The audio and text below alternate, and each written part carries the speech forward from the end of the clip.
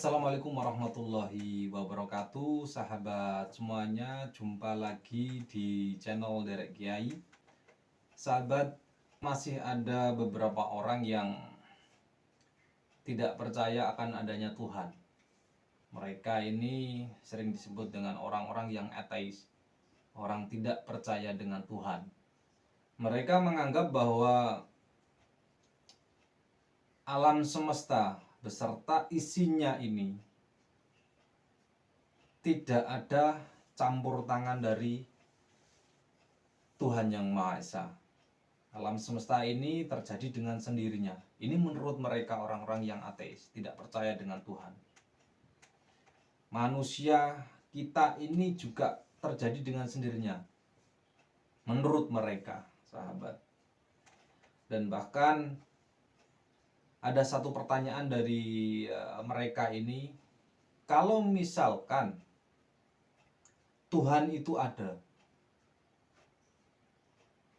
mengapa orang-orang yang berbuat kriminal, berbuat kejahatan, masih ada orang yang memerkosa, membunuh, bahkan masih ada orang yang korupsi, sahabat.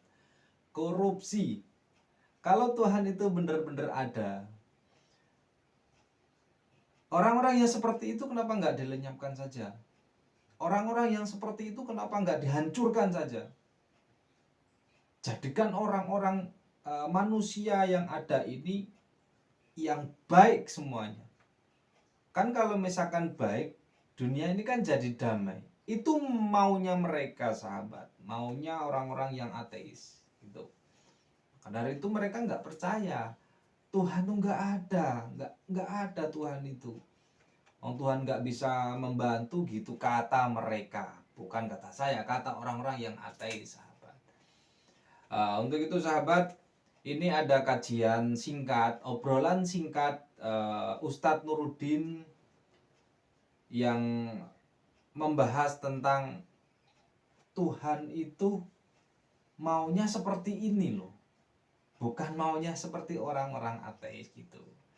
Untuk itu mari kita dengarkan bersama tausiah atau kajian dari guru kita, yaitu Ustadz Nuruddin berikut ini. Kalau Tuhan Maha Kuasa, Ustadz ya, kenapa nggak semua itu dibuat baik aja, Ustadz? Kenapa Allah tuh seolah seperti gagal membuat yakin akan kekuasaan Dia? Bukan Allah yang gagal. Memang sejak awal Allah kan tidak menginginkan kita sama. Jadi kalau orang mengatakan Allah gagal tidak membuat semua manusia beriman, sejak awal Allah tidak ingin kita semuanya beriman kok. Jadi walau sya'a rabbuka la amana man fil ardi kulluhum jami'a. Seandainya Tuhan itu mau, Dia bisa tuh membuat semua manusia itu beriman kalau seandainya Allah mau. Tapi kan Allah nggak mau. Allah itu menciptakan kita untuk menguji kita. Dikasih kebebasan nih setiap manusia itu. Sampean punya akal, punya hati nurani, punya fisik, panca indera. Bisa Anda gunakan untuk mencari kebenaran. Allah ingin kita itu mencari kebenaran dengan kemandirian kita masing-masing. Nah, karena manusia ini makhluk yang bebas, Mas. Otomatis ketika punya kebebasan ini kan bisa milih kan? Bisa milih jalan. Itu konsekuensinya kan gitu.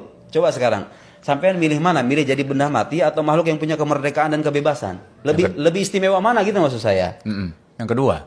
Jelas dong, ya kan? Tergantung kondisi. Lebih bernilai makhluk yang punya kemerdekaan dan kebebasan ketimbang benda mati yang tidak punya kehendak sama sekali, ya kan? Allah menyeting kita sejak awal sebagai makhluk yang bebas.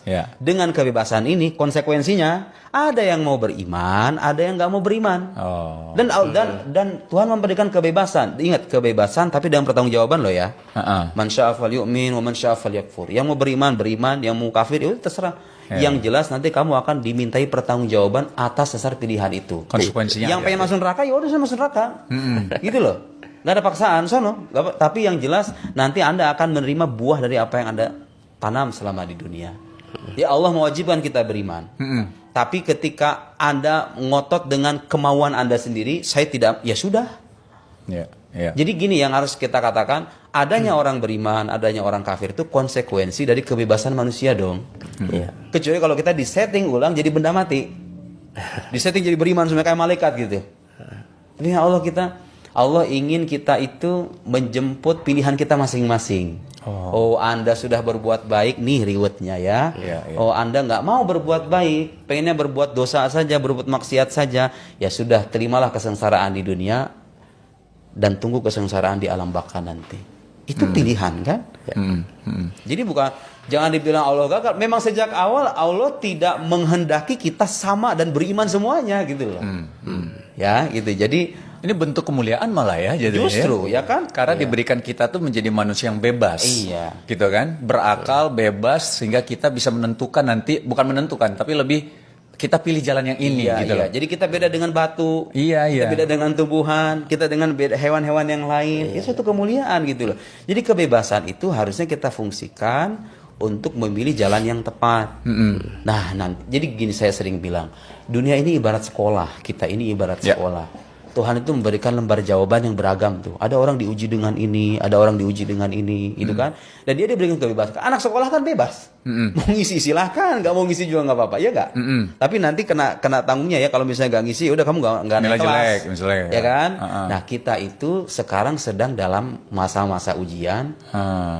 Nanti ketika sudah mati, kita memberikan lembar jawaban itu. Nah, diberikan pengumuman lah nanti. Ayo nih, dulu yang bersungguh-sungguh dalam beribadah, beriman kepadaku, ini balasannya. Allah menyediakan mala ainun ra'at, wala udhunun sami'at, wala khatar ala qalbi bashar. Itu gambaran surga kan? Jadi Mas kalau nanya gambaran surga kayak gimana? Gambaran surga itu dalam sebuah hadis disebutkan sesuatu yang tidak pernah terpandang oleh mata, tidak pernah terdengar oleh telinga, tidak pernah terbesit dalam hati manusia. Kebayang nggak itu? Jadi kalau Anda membayangkan surga sekarang itu nggak bisa dibayangin. Nggak bisa bayangin. Kalau mata pernah melihat itu surga lebih dari itu. Iya. Oh iya. Apapun itu, mau kecantikan, mau keindahan, mau kenikmatan, semuanya. Coba kenapa kita nggak tergoda untuk menjemput hal yang istimewa itu, untuk mengarahkan diri untuk menyambut panggilan ilahi itu. Kenapa kita memilih jalan yang sebaliknya gitu loh? Itu kan kita diberikan pilihan kan, sebetulnya kan? Ya kalau Anda mau merasakan itu ya monggo. Ini jalannya gitu. Ya. Justru Allah memuliakan kita, bukan Tuhan yang gagal gitu. Iya. Kecuali gini, gagal itu kalau seandainya Allah menginginkan semua manusia beriman tapi kemudian manusia mengalahkan kehendak Tuhan, kan enggak. Mas sejak awal Allah mengatakan dalam Al-Qur'an, Allah kan enggak menghendaki semua manusia itu sama. Wala yazaluna mukhtalifin, kata Quran. Mereka itu beda kok, manusia itu pada akhirnya selalu beda. Jangankan sesama orang yang beda agama, Mas. Kita sama muslim nih, pasti ada perbedaan kan antara saya dengan Mas Wisnu. Mas Wisnu dengan Mas Indra ini pasti ada kan. Itu sunnah kehidupan gitu. Manusia diberikan kebebasan, dari kebebasan lahir perbedaan pilihan. Nah, itu bukan bentuk kegagalan Tuhan. Itu bentuk kemuliaan yang Tuhan berikan kepada kita supaya kita beda dari makhluk-makhluk yang lainnya. Itu loh. Itu sudut pandangnya bisa sampai masuk situ ya, Andrea. Kemuliaan. Jadi orang nganggapnya itu bahasanya suatu hal yang kok kayak gini ya. Ternyata itu mulianya kita tuh karena hal itu ya.